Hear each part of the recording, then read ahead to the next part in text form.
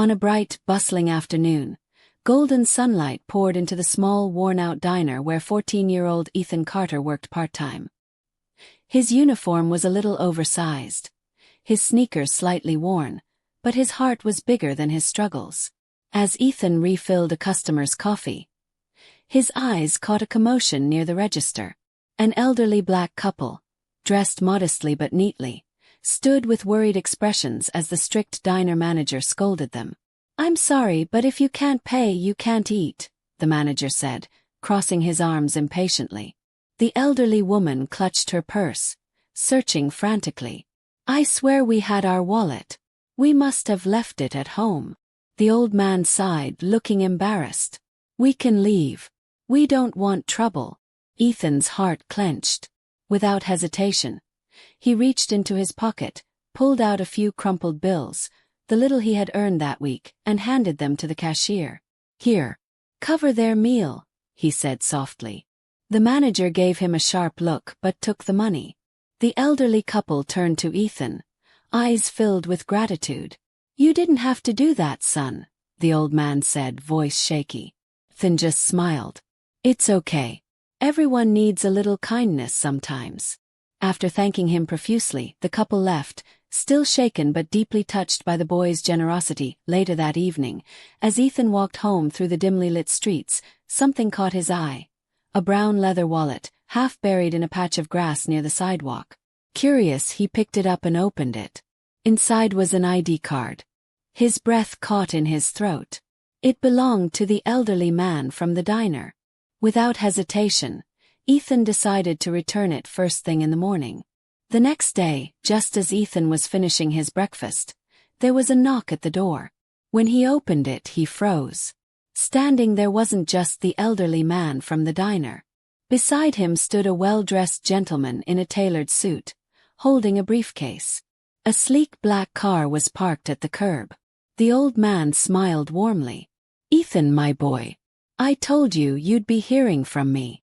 Ethan blinked in confusion. I was just going to return your wallet." The well-dressed man stepped forward. "That won't be necessary. But first let me introduce myself." He handed Ethan a business card. "William Hargrove, CEO of Hargrove Enterprises." Ethan's jaw nearly dropped. He had heard of Hargrove Enterprises. It was a multimillion-dollar corporation. The old man chuckled. "I'm William's father, James Hargrove. And yesterday you showed me something money can't buy. Kindness without expecting anything in return." Ethan felt his cheeks warm. "I just did what I thought was right." William Hargrove smiled. "And that's exactly why we're here." He opened his briefcase, pulling out a stack of papers. "We run a mentorship and scholarship program for bright, compassionate kids. My father believes you're the perfect candidate."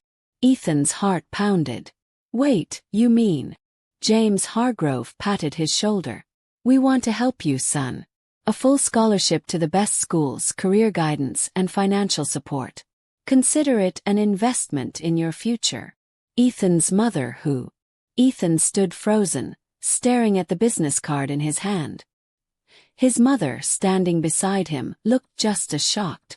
I don't understand," Ethan stammered. "Why me?" William Hargrove smiled. "Because you didn't think twice before helping someone in need. That's rare, Ethan. My father built his empire not just on business sense, but on the belief that people like you deserve a chance." James Hargrove nodded. "When I was your age, I was just a poor boy too. Someone believed in me, gave me a chance, and it changed my life. Now I want to do the same for you." Ethan's mother wiped her eyes. This is a blessing. My son has always had a good heart." William handed Ethan an official-looking document. "This is a full scholarship to one of the best private schools in the state. All expenses paid. And when you graduate, you'll have an internship waiting for you at Hargrove Enterprises." Ethan's head spun. He had always dreamed of doing something big, but opportunities like this didn't come to kids like him. "I don't know what to say," Ethan whispered. James Hargrove put a reassuring hand on his shoulder. "Just say yes, son. And then go make us proud. Tears welled in Ethan's eyes, but he nodded. Yes. 1,000 times yes. Months passed, and Ethan's life completely transformed. He started at the new school, where he had access to the best teachers, resources, and mentors. It wasn't easy.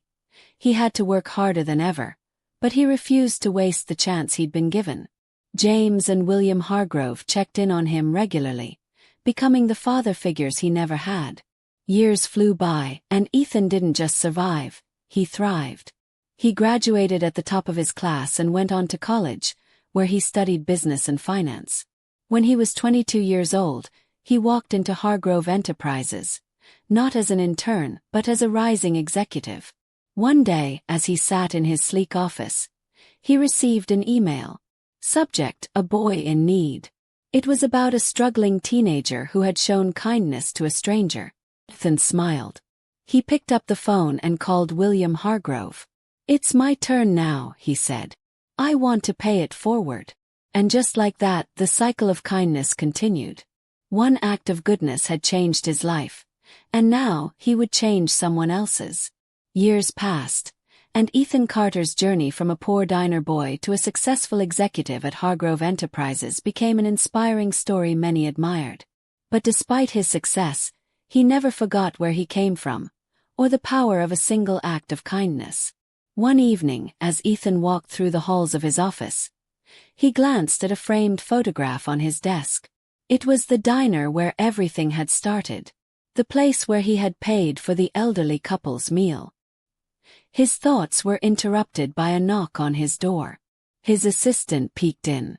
"Sir, the boy you read about, the one who helped a stranger. He's waiting in the lobby."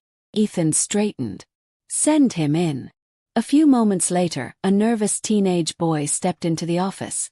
His clothes slightly worn, his hands fidgeting. He looked just like Ethan had all those years ago.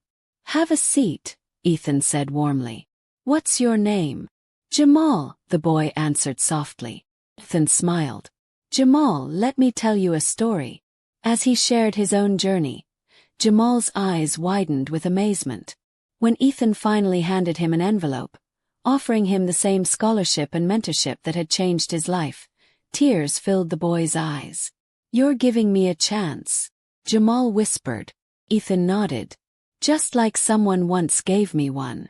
As the boy left with renewed hope, Ethan leaned back in his chair, grateful for the path life had taken him on. The cycle of kindness wasn't just continuing, it was growing. And it all started with a poor boy, a lost wallet, and a simple meal. As Jamal left the office, Ethan stood by the window, watching the boy disappear into the bustling city streets. A wave of nostalgia washed over him. He had once been that boy. Lost, struggling, but full of hope. Later that evening, Ethan visited James Hargrove's home. The elderly man was now retired, but his wisdom remained as sharp as ever. "You gave that boy a chance today," James said with a proud smile. "How does it feel?" Ethan chuckled. "It feels right. Like I'm finally giving back what you gave me." James leaned forward. "That's the secret of success, son. It's not about how much you earn. It's about how much you give." Ethan nodded, those words sinking deep into his heart. Determined to make a difference, Ethan founded a mentorship program called the Pay It Forward Foundation, dedicated to helping underprivileged youth get scholarships, internships, and guidance. With William Hargrove's support, Ethan expanded the foundation across the country, ensuring that countless struggling kids got a chance to rise, just like he had. One day, as he visited a community center, a young girl approached him shyly. "Mr. Carter," she said, "I read about you in the newspaper. Do you really believe kindness can change the world?" Ethan smiled. "It already has." She tilted her head. "How?" Ethan took a deep breath. "Because years ago, a poor boy helped an old couple in a diner. And that one small act of kindness started a chain reaction, one that's still growing today." The girl's eyes sparkled with hope. And in that moment, Ethan knew. His journey had come full circle. The boy who once had nothing had now built a legacy of kindness that would never be forgotten. Years passed, and Ethan Carter's name became synonymous with generosity and success. His foundation, the Pay It Forward Foundation, had helped thousands of underprivileged kids get education, mentorship, and a second chance at life. One day, Ethan received an invitation to speak at a prestigious business conference. The theme: How a Small Act of Kindness Can Change the World. As he stood on stage, looking at the crowd of CEOs, investors, and young dreamers, he took a deep breath and smiled. "I grew up believing that success was about how much you had," he began. "But life taught me something different. True success is about how much you give." The audience listened in awe as he shared his story. From the day he paid for an elderly couple's meal to the moment a millionaire knocked on his door and changed his life. "But here's the most important part," Ethan said, pausing for effect. "That single act of kindness didn't just change my life. It created a ripple effect." He glanced at the front row and locked eyes with Jamal, the boy he had mentored years ago. Now, Jamal was a successful businessman himself, and a mentor for the next generation. After the event, an elderly man approached Ethan with tears in his eyes. It was James Hargrove. "You've done well, son," James said, his voice full of pride. "You've built something greater than wealth. You've built a legacy." Ethan swallowed back emotion. "I just followed the lesson you taught me. Pass kindness forward." James chuckled. "And look where it's taken you." Ethan looked around. The successful young men and women he had mentored, the kids who now had a future, the families whose lives had changed, all because of one small act of kindness in a diner. With a grateful heart, he whispered, "It all started with a meal, and a little faith in the goodness of people." And with that, the cycle of kindness continued, forever. And that's the story of how one small act of kindness changed a life, and then the world. Ethan Carter, a boy who once had nothing, proved that true wealth isn't measured in money, but in the lives we touch. From a simple meal at a diner to building a legacy of generosity, his journey showed that kindness always finds its way back, sometimes in ways we never expect.